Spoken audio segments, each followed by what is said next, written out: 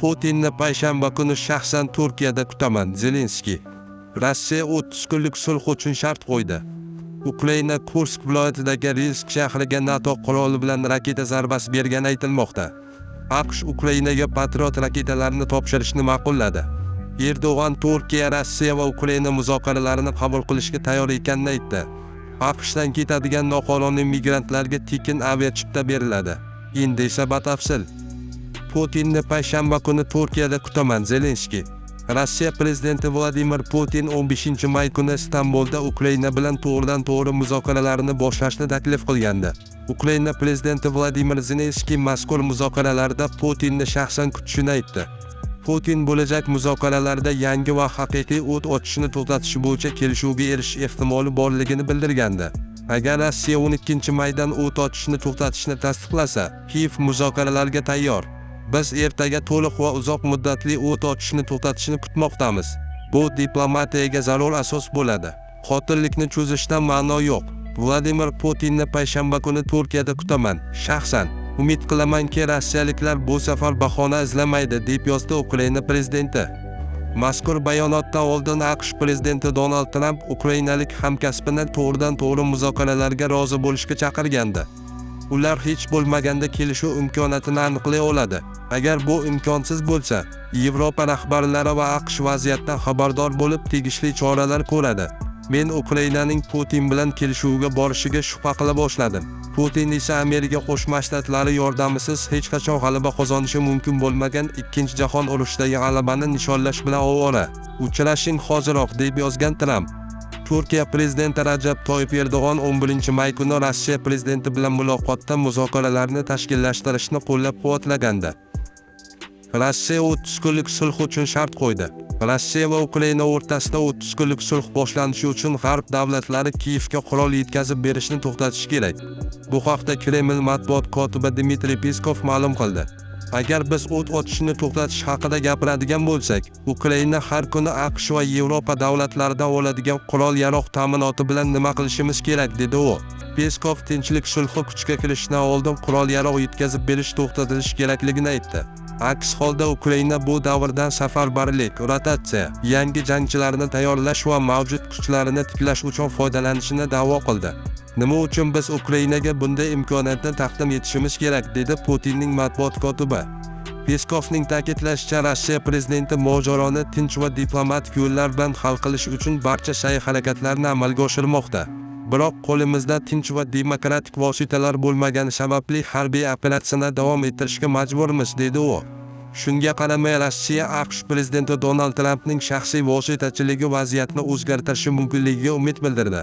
Umid qilamizki, Washingtonning sa'y-harakatlari Kiyev pozitsiyasiga biroz moslashuvchanlik va siyosiy iroda olib kirishga yordam beradi, deya ta'kidladi Peskov. Ukraina Kursk viloyatidagi Rilsk shahriga NATO quroli bilan raketa zarbasi bergani aytilmoqda.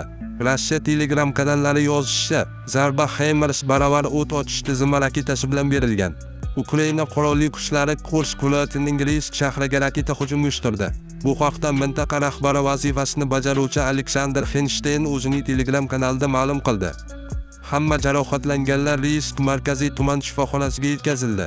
2 erkakda bosh va qo'llar jarohati, suyak sinig'i kabi og'ir tan jarohatlari bor. Ularning ahvoli og'ir. Yana bir ayol oskolalardan jarohatlangan. Yaqin vaqt ichida barcha jarohatlanganlar Kursk viloyati shifoxonasiga olib ketiladi, dedi Fensteyn. Hujum paytida shaharga kirish qismida joylashgan mehmonxona katta zarar ko'rgan. Birinchi qavatda avto yuvish shoxobchasi, ikkinchi qavatda esa mehmonxona joylashgan edi. Shuningdek, portlash to'lqini 2 avtomobil va 2 xususiy uyga shikast yetkazgan. Uylarning oynalari singan, tom va garaj qismi vayron bo'lgan. Yana 3 ta avtomobil zararlangan. Fensteyn ta'kidlashicha, hodisa joyiga tez tibbiy yordam guruhlari, favqulodda holat xizmat xodimlari jo'natilgan. Tuman rahbari shaxsan o'zi u yerga jo'nagan. Hodisaning oqibatlari va jabrlanganlar soni aniqlanmoqda. Kursk viloyati to'liq ozod qilingandan so'ng ham Ukraina tomoni dron va raketa hujumlari uyushtirilmoqda. Hozirda hududda kontrterroristik rejim joriy etilgan. AQSh Ukrainaga Patriot raketalarini topshirishni ma'qulladi. Qo'shma Shtatlar Germaniyaga Ukraina uchun 125 ta uzoq masofali artilleriya raketasi va 100 ta Patriot raketasini topshirishga ruxsat berdi. Bu haqda New York Times o'z manbasiga tayanib xabar bermoqda. Nashrning eslatishicha, o'ta zarur qurollar AQShda ishlab chiqariladi va ular boshqa davlatga tegishli bo'lsa ham Amerika hukumati ruxsatisiz eksport qilinishi mumkin emas. Ma'lumot o'rnida AQSh davlat departamenti Kiyevga birinchi marta Donald Tramp davrida qurol sotishni ma'qulladi. Joriy yilning 29-aprel kuni Amerika Kongressi yuqori palatasi saytida AQSh davlat departamenti Kiyevga mudofaa mahsulotlari, jumladan texnik ma'lumotlar, shuningdek qiymati $50 million va undan ko'proq bo'lgan mudofaa xizmatlarini yetkazib berishga ruxsat bergani haqida hujjat e'lon qilgan edi. Erdo'g'an Turkiya, Rossiya va Ukraina muzokaralarini qabul qilishga tayyor ekanini aytdi. Turkiya prezidenti Rajab Toyyib Erdo'g'an va RF prezidenti Vladimir Putin telefon orqali muloqot qildi.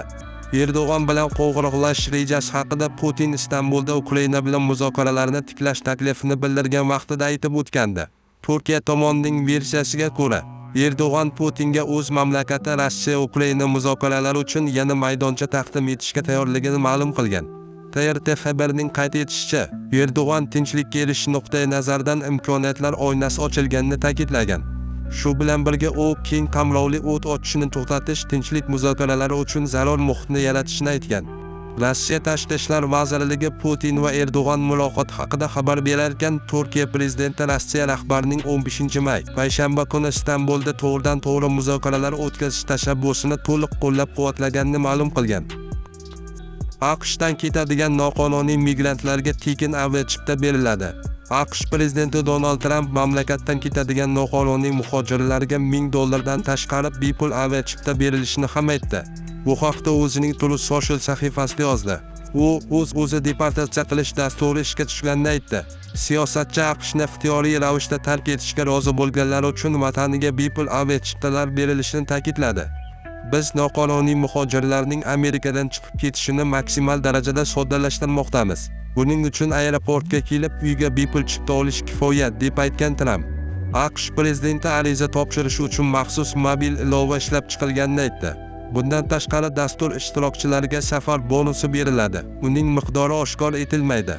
Biroq AQSh ichki xavfsizlik vazirligi to'lovlar $1000 atrofida bo'lishi mumkinligini ma'lum qilgandi.